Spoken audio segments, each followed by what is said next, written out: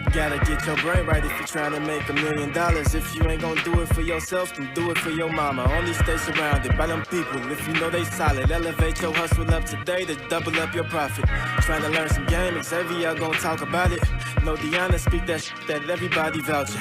Ain't no more excuses valid. Get up off the couch and get up in your bag. To your bank account, need an accountant. Yo, welcome back to the greatest show on earth, the Millionaire Mindsets Podcast. I am your host, Xavier, and today I got a very, very special episode. But before we start this episode, as usual, I would like to advise all the listeners and the watchers to please subscribe, leave a like, leave a 5-star rating, leave a review, share it. All those things I would greatly, greatly appreciate it. I'm trying to run those numbers up, y'all, so if y'all could do those things for me, like I said, I would greatly appreciate it. And getting right into the show. So today I got a very special guest, man. I've been hearing about this guy for a minute. He doing this thing out here in Dallas. He going crazy. Y'all probably know him. It's Dr. Rose. Rosie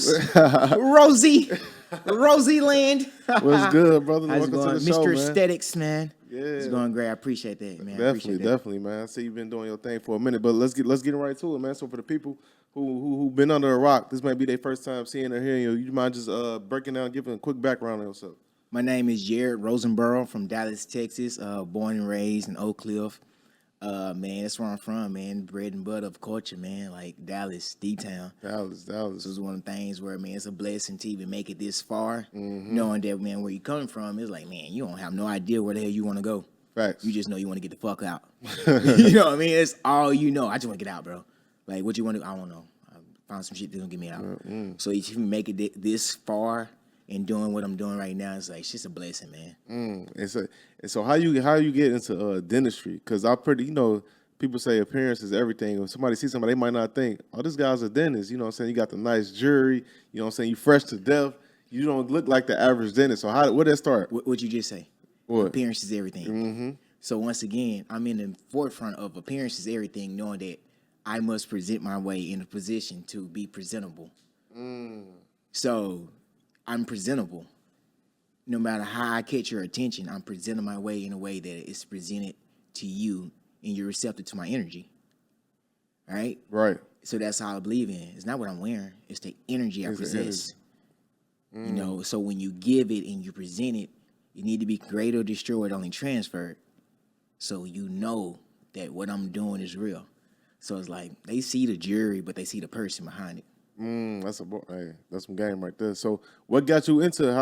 What got you into dentistry? Life leads you in a way to where, man, listen, I saw my brother do it, but we was always in like them high school programs where it leads you. I was like, man, listen, it was our way of getting out, right? So we would be smart enough to go through these UIL competitions and all this stuff. So, dentistry was paying like, I think in the summer programs, it was like $500 a week for us to go to school and learn. Who would not take it? Right. You know what I mean? You're in the summer, you're a kid, you ain't got nothing but education. Hell, you ain't even got that because you're too short to hoop. You know what I mean? Like, you being real. You playing stats now with yourself. Like, hey, man, you too... This is what you need to land on. You need to be learning your smartness. So, when I was doing it, I was just following my brother around. Then, I met a girl who was interested in dentistry. Following her around there and shit. So I'm just keep on saying, hey, stick around in it. And I ended up getting into dental school, man. And it led me down this route here. That's crazy, though, because that's a career field that you really don't see specifically within our community, especially being younger than 40. Yeah. You don't really see too many dentists that you like know that's eating, too, doing well for themselves. And the thing about it is you don't see it at all, right? In dental school, they used to tell you the projected careers that's going to be booming in the next 5 to 10 years. What was always number 1 and 2 was dentistry. Guess what they say? If you want to confuse a black person, you put something in a book.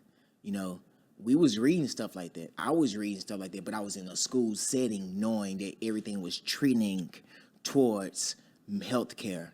You know, what's another one field that's going on right now? You know, diagnostic labs and stuff like that. Why? Because the disease is out there and stuff like that. That people don't know about that I'm invested in, right? Mm-hmm. So it goes from saying that, no, life trended towards healthcare. And that's what it's always been kind of towards. But when you're a minority, you not really don't know any healthcare because you can't afford it. All you really can afford is Medicaid. Right. You know what I mean? So That's it was like shit. I love science too.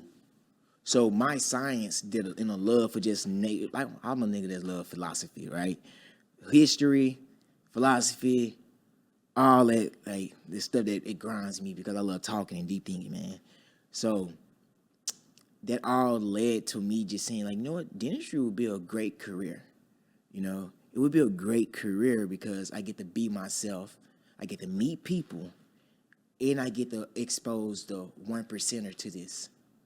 You know, literally like 1%, like you literally can't tell me a black dentist in your family. You know, it isn't until now we started trending upward. But yeah, like at first you really didn't know any black dentists. That's facts. So yeah, so I just take it on and like, hey, it's a challenge, but hey, I present myself in a nice light and give the right energy. Right. Like, again, once the energy, just saying, hey, I'm presenting this in a way to say, hey, you can be receptive to my people. Okay. And how long do you have to go to school to become a dentist? Man, the traditional route is you go to school 4 years undergrad, then you go another 4 years grad school. Grad school is dental school, but you have to take tests in between to get there. So, and that's the most difficult thing about like these courses because you're competing. Like it's always a competition. So if you be like, for people like, oh man, it's never everyone wins. Like, nah, man, I'm sorry, life is not like that. Everyone don't win, but you must learn how to take your wins as a learning lesson, and you must take your losses as a learning lesson, and lose in humility and win humility. You know, because life will humble you every step of the way. Right, that's right. Like, it will humble your ass, man. No matter how much you think you got it going and you figured it out, it give you another test. You say, Every hey, time. you know what I mean? It give you another test. And shit, I think I tell them, man, you learn from pain. Because if that's the case, if we didn't learn from pain, we'll be always okay with someone dying. You know? Oh, because we used to dying. We used to death, right? Mm-hmm. We know death is going to happen. Every time someone dies, someone's like, man, you're going to be okay. Like, yeah. But it wasn't your person that I knew that died. You know what I mean? Mm-hmm. So, yeah, we're going to always learn from our pain or seeing someone that we love pain. So, it all just boils down to, like, the energy you possess and knowing how to, like, saying, hey, if I want to make sure that I attract the right people, I must put out that same type of slogan. I want good people around me, you know, and stand firm on the boundaries I set and go along with everything I'm doing. So I know we come to this podcast talk about millionaire mind frame, but that's the millionaire mind frame is abundance, right? We want abundance. Millions will come when you put the right people around you, but you only can achieve abundance if you have a structure. And learning the structure is what helps everything flows, because abundance is the overflowing. That's gang. You know? Mm-hmm. But I want to keep going on that for a second, but I want to take a step back and ask you, because I know you have your own firm now. So, like, what's the steps to go? Because did you start off working in another? Yeah. So, I'm and that's the whole point about wins and losses, right? Yeah. Yep. You learn from pain, but if you're smart enough, you can learn from somebody else's losses. Meaning you don't have to actually go through it. Exactly. So that's why I want to work on another dentist, because I want to learn from his losses. You can always learn from some wins, but no, it's the pain that you recognize in somebody else's face that really, like, I don't want to go through that shit. You know what I mean? That's what I'm saying, because you can learn from your pain. It's going to hurt, but I want to learn from your pain to see where you fucked up because it hurt. And I read somewhere that that's the measure of someone with true intelligence. Instead of them have to go through some bullshit, they can watch somebody else go through it and learn from it, so they don't personally have to experience that. Exactly. So that's a lot of wisdom on your part. So how long did you stay there before you went on your own and launched your own? Man, I tell everybody, man, I learned a lot. I learned everything from good to bad, but it's what I learned to gain wisdom. So I stayed there for like a year. Then I took a contract out in the country where I found out a lot about myself. I mean, I just moved out but the contract was good. It was a good money. It was like, I tell people all the time, man, dentistry is one of the fields where if you're in it for the right reason, you can make money. But I took a contract, and man, it moved me to the middle of nowhere. Like, I think that was West Texas. I was in Graham, Texas for like a year. I like, hell nah. Man, hell, man, have you ever been out there in the country, man? Nope. Shit, no. I don't care what nobody say. Man, listen, I was driving and literally seen deer pop out. No, man, that ain't for me. Waking up in the morning and seeing deer outside in your front yard, man. Nah, hell no. Get me back to the city. I'm a city boy. Shit. So I like, yep. I said I just gonna go. And I was doing a lot of Medicaid patients. Something I said I wasn't gonna do, man. I was like, yep, god damn it. Hey, but I had to go learn shit. I took it, the money, and the money made me say, hell nah, man, I'll go take lists in my city, man. That's crazy, yo. But I want to touch on something else you talked on. You talked about learning from other people's losses. Like, the wins can teach you a lot, but the losses can teach you a lot too. So I want to ask you, for the watchers and the listeners, so they can learn from you, what is something that you would say was your biggest L that you took? Going too fast. What do you mean by that? Man, listen. I'm a firm believer in structure takes time to build. Say it again. Structure takes time to build. Right. But when you're going fast because you're a visionary, you'll think that everyone around you is keeping up, but you got to work in reality too. That's a lot of things that visionaries don't do sometimes. They don't work in reality. And reality is God moving people. He may move in you too. You may have a vision, but he moving people. So people's lifestyles may affect the way a timetable may be derived. You know what I mean? I can give you a prime example this morning. I was supposed to be here on time, but one of my dentists missed her flight. So I had to compensate for her and go in and work today. You know what I mean? So, and that's how it's not saying it was her fault. Right. I had to get a haircut, but my barber had to go to a show yesterday. So he couldn't come to me at night, so I had to go, boom, I thought I was getting my haircut. I really wasn't getting my haircut. My haircut ended up being a little bit right before this appointment, and I had 7-minute window to get here on time. And I still didn't get here on time. But, and that's why I always say, listen, we still showed up prepared and ready to get right on this thing, right? Yep. So, I would say a half-ass on time is made way much worse than a great late. Great, that's a fact. So, when it comes back down to me rushing, right? I had to sit down and say, hey, you're moving too fast because God working people and you don't have the right stuff around, the right people around you right now to pick up in that mountain because you're trying to overcompensate over here. But when you lean over here, this one get affected over there. So you must always lean towards your weakness. And your weakness is you must grow. So when you leaning towards your weakness is saying, hey, if I grow in these areas, which means I will learn discernment to start putting the right people around me to figure it out too, as long as I grow. Or you will start putting people in the right position to learn how to grow. You know what I mean? So that's why I said that was my biggest thing was not listening to life around me. Like everything could tell you, the season tell you, like everything could tell you, the landscape will tell you what's going on.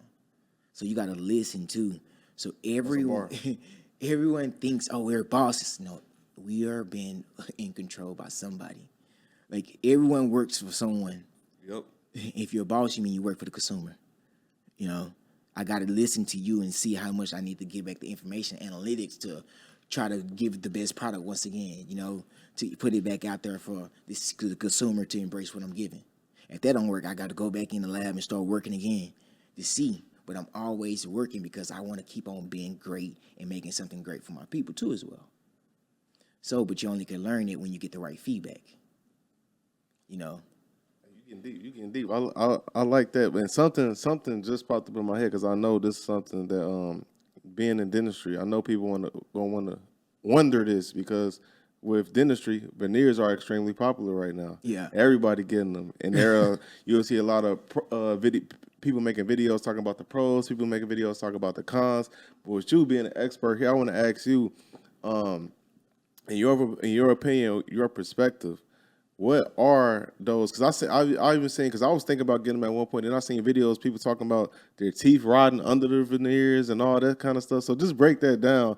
Just basically the science behind veneers. Break it down in the simplest version Go ahead. ever.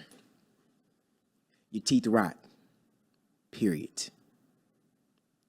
If they rotted before the veneers, what makes you think and you don't change your habits?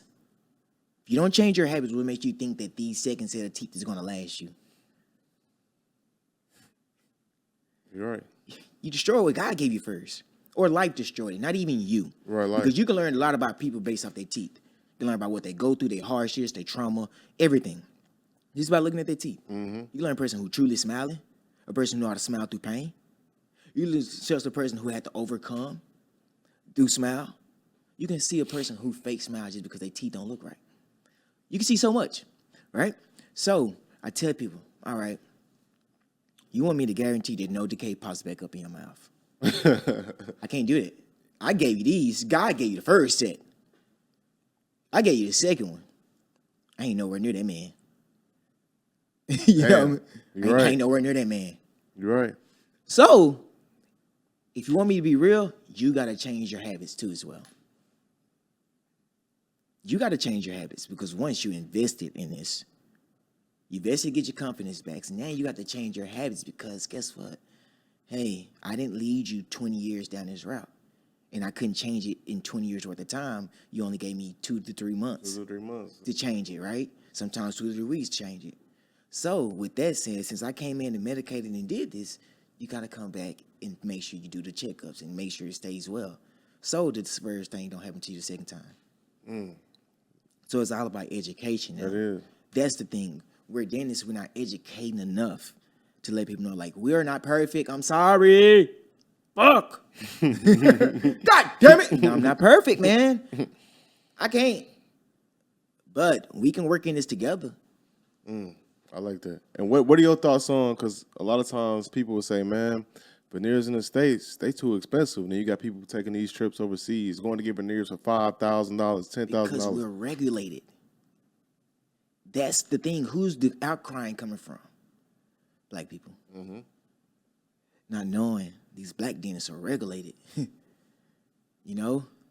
And it's still margins you have to meet. Right. It's still all those things.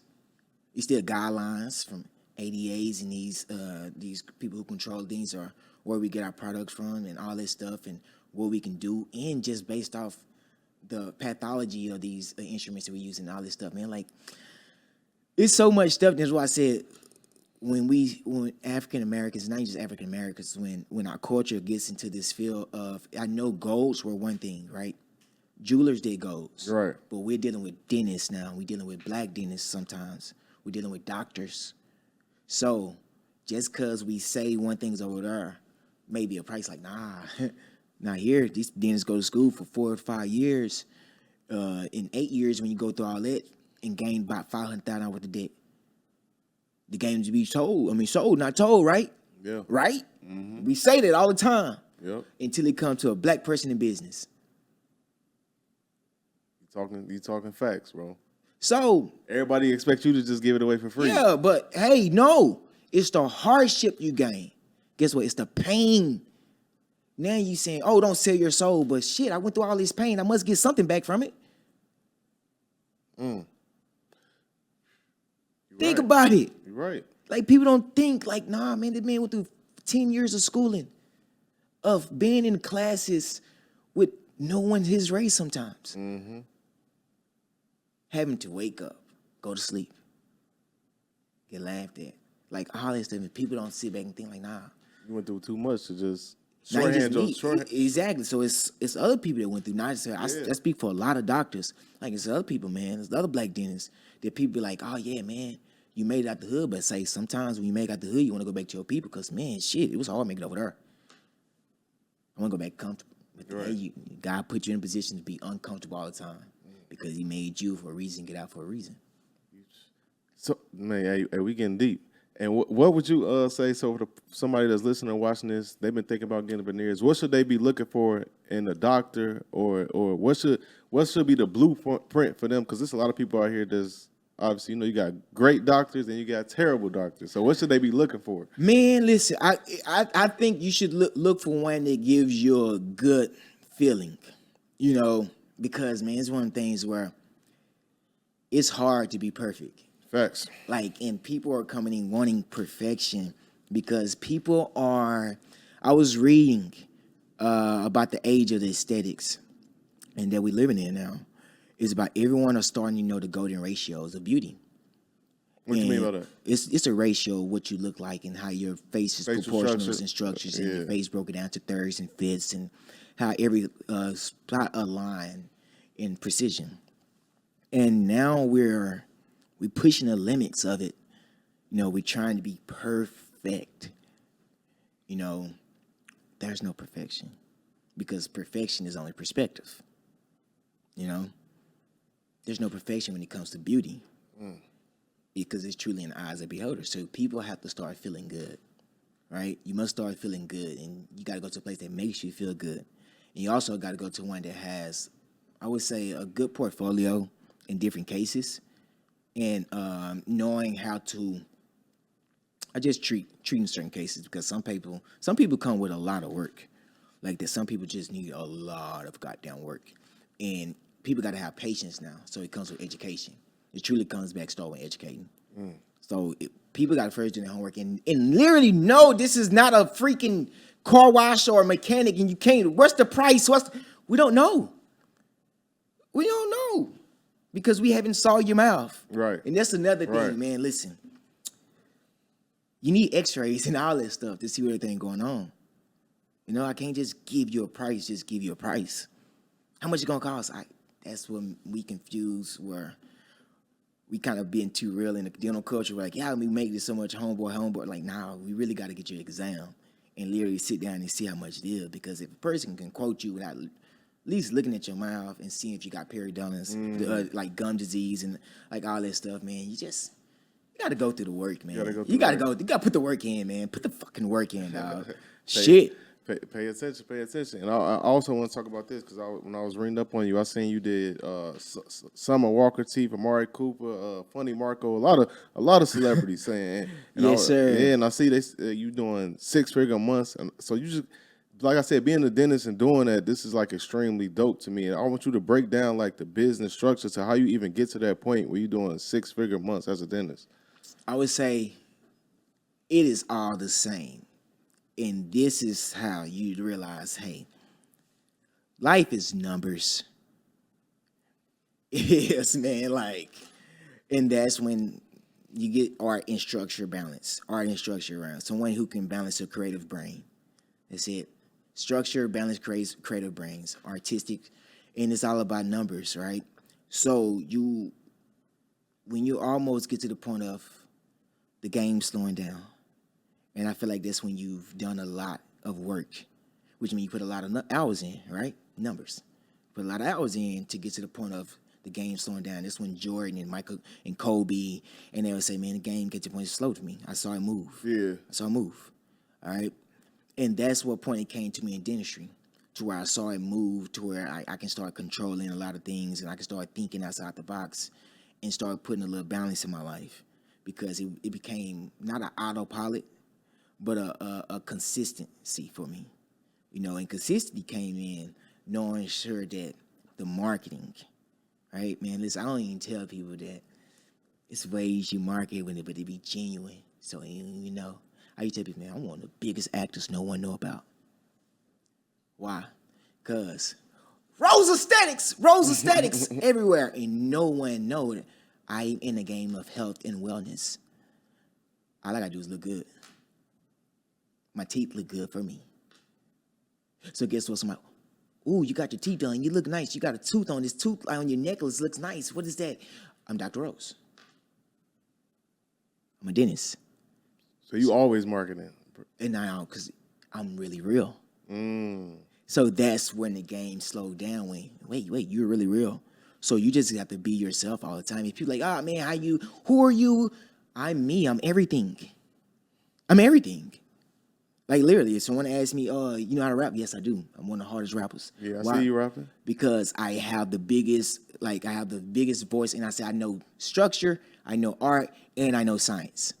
Which means I know how to literally metaphorically speak about science, spirituality, and real life, and still combine it in one. But God told me you must use that for good purposes, because a lot of people can't literally talk a lot of science like you, but a lot of people can't talk a lot of streets like you. Mm-hmm. And a lot of people can't go in the business world and talk like you as well. So what you're going to do? You're going to wait. You're going to sit back and think and have patience. Just have patience now. Now I operate in patience. That's what we talking about all the time, like patience. And man, like, and you realize like, shit, life is incredible to really be you. And I'm being real by saying that shit because I get to do everything. I get to literally say, yes, my name is Dr. Jerry Rosenberg. I'm from Oak Cliff, Dallas, Texas. And I got to say, Rose, the rapping dentist. And I get to say I'm philanthropy too. So I get to literally talk and be me, man. So it's like, shit, nah, I ain't marketing. Being me. When you see me out, shit, some days I may look rough. And I'm gonna get so shit, yeah, I look rough today. I'm gonna say a good ass joke your ass, you gonna knock your ass off balance, you gonna laugh the whole way. Hey, you're not, no, I threw your ass off with the joke and the truth at the same time. Yeah, go, get away from me now. You know what I mean? So, and when you know crowd control and tone, hey, I said, and I'm one of the biggest actors no one know about because I get to market me. And I tell people all the time, I be quiet when I talk about this. I get that, I be my own marketer. So I'm a distributor of my service, the marketer, and the producer because I get to write it. I get to write my story, and I get to draw on teeth. Damn. So, I want to talk about this because I know reading up on your story, and I remember even hearing about this. You going through was getting shot. You might just, if you mind sharing, just talking about that because like I said, I remember hearing about it. It was like all over the media. Then this is before I even moved to Dallas. Hearing like a dentist got shot. I'm like, damn. First of all, I wasn't the first dentist that got shot. Shout out to the first one. Wow, it wasn't me, man. God damn it. Actually, I'm actually cool, one of the first ones. But no, man, listen, I tell people all the time, man. Life is life, dog. Shit. God never said it wasn't gonna rain on you. Right. He said, but now I deal with the shit. It's gonna rain on the just and unjust. That shit taught me. It wasn't the pain that taught me, though. It was the pain of someone else. Because I knew I was going through stuff. I knew I was going to go through shit. Man, listen, when life gives you some shit, good shit, it's just a lot of other shit comes with it. But I had to learn that discernment power, you know, because life had, at that point, I would say life given me a lot of things, man, that God, man, has blessed me with so much shit I can never be mad and, you know what I'm saying, triple about. So at that point, man, I was getting blessed. I was talking about buying this. I'm buying a skyscraper. Man, listen, I was saying I want to buy everything, man. He said, hold on, all yours, sis, man. Hold on, you tripping. You didn't get this far wanting to buy things. You know what I mean? You didn't get this far wanting to buy. You get this far wanting to give things. You know? So, and you saw really the blessing comes from giving. The best thing you can give me is a prayer. That's a bar. Serious. It's the best thing you can ever give me. And I want to ask you this, with that being said, because I see you definitely a spiritual man, and I was going to ask, where did that come from? Were you always like this, or was it a series of events that led to this? I argue philosophy. Listen, I'm a philosopher. Like, people don't know, man. You really think about this dude, like you, my high school philosophy, like historian, man. Listen, I was big into, because, man, if people don't understand, one thing is, people like, I don't believe in the Bible, but you believe in history. History is a book of spirits. It's a book of spirits of how to defeat wars. Mm-hmm. Spiritual war. So, like, literally think about war. If you talk about the Celtic Holocaust, if you start talking about all these other ways of Caesar gained reign and all these ways of Rome, the emperor gained weight, those same type of fails or how the Indians lost because they had years of plague way before the Europeans came over. All those sound like the Bible, stories in the Bible of how people did these and did that and did this to avoid conflict but still find the inner God in themselves to say peace lies within. So you wake up every day, and it goes back to what we talked about earlier. You think you are in control. But control is knowing that you're not in control, but you must learn how to react in a way to where you don't show your darkness because you know what's over there. So that is the true control, knowing that, hey, you know what? If I go outside and it's a building fall right there in my way, I must know how to get around it now. Mm-hmm. You know? That's deep. And that's why I fucked myself this morning thinking I had my day planned out. I fucked myself this morning. I thought I had it planned out. I said, hey, what's the name? Flight. She missed a flight. Oh shit! God damn. Your barber, he didn't show up. Like, God, man, listen. Oh, you really do got to do a root canal on this patient, and you have to go do this, prep these teeth on this patient. Yeah, it started hitting me like that. But also, hey, you still gotta you working hard, so you overcompensate by working hard, right? You're working hard to get back on time, and then you get over here and you still weren't on time. But I was prepared because when I was working, I was listening to your podcast. You know, And that's preparation right there. exactly. Yeah, that's still on point. And regardless of that, I want to say this because I like I said, I could tell you extremely a deep thinker. And with deep thinkers, I love having conversations with them. That's why I'm like speaking to you, listening to you. I'm like, we got to do a part 2, just because we were short on time with this one. We got to do this again real soon, so we could go much deeper and much deeper in the conversation. But I want to ask you like this before wrapping up, just for like, because I know you could get some words of wisdom to people that's listening. For somebody that's in a situation where they feel like they low on their spirit is low, they feel like they're at a place where they can't climb out of, they stuck in their rut, but they look at people like you or you for inspiration. What's your best piece of wisdom and advice you got for them that they could take on right now, wherever they at? If you stuck in between because you're not realizing that you see a reason to be sad and not 2 reasons to be happy. Damn. You know? Let me play devil's advocate real quick, just for the sake of conversation. So, like, because I believe that as well. And then you got people that be like, man, well, everything I'm going through, I ain't got no reason to be happy. Everything I'm going through is messed up. I ain't got nothing positive in my life. What would you say to that person? I'm going to say this right here. That's where you gain wisdom and learn life. Because everything you're going through is truly a test. It's truly a test. But it depends on what consequence you want to play out.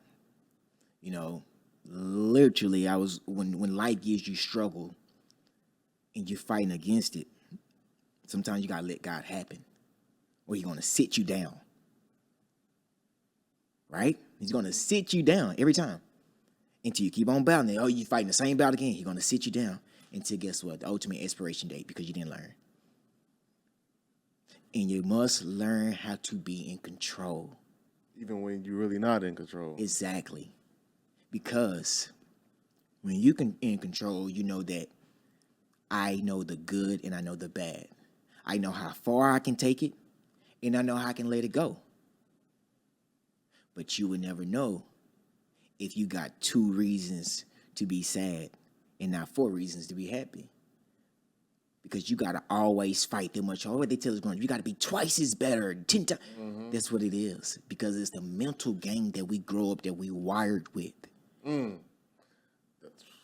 So you gotta find a way to rewire. And people are like, I think that because if I don't, I will let those other sides of me. So I must know that, hey, no, you operate in control. Operate in balance. Have fun, but know, like, hey, too much fun, it's not good. Because they always say take things in moderation. You're right. And that's what it is. So I would say, hey, when you get a blessing, you ration it out, you knowing that, hey, it may not come again. So let me spread this blessing out. I'm serious. Because I watch shows like hunting shows, Naked and Afraid. The first thing you do when you get a kill is pray. Yep. Because they thank God that they sent something their way and they had the expertise to where that moment slowed down. They let spirit take over and make the kill. So you must pray.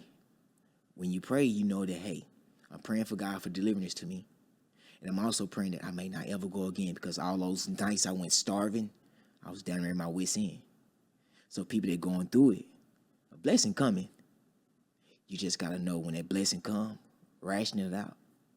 Don't give it to the people that ain't supposed to have it. And you keep a little bit for yourself. Keep a little bit for yourself. Store something up for the next time and give it to the right people. Because those, when you plant seeds of those blessings, it's going to make it multiply.